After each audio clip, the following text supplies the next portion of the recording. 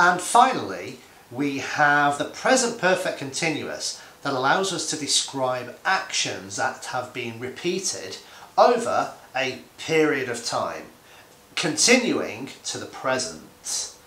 So, for example, how long have you been learning English? How long have you been learning English? Since I was in high school.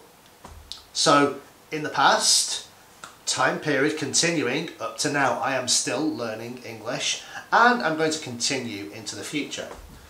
We might also use for here, for 6 years or for about 6 years. So again, we use since and for because we're describing a time period, and it's really important to remember to use since and for your time periods. Now, with for as well, we can be very precise with for.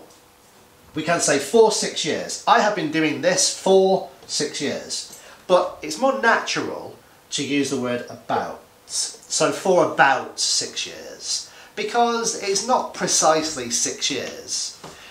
Unless you are being extremely precise, perhaps, you've looked at your calendar, you've looked at the time and the date, and you know that you have done it for precisely 6 years. But the chances are you don't know precisely how long. So it's very natural and very, very fluent to say for about 6 years. For about 2 hours. Yeah? For about 3 days.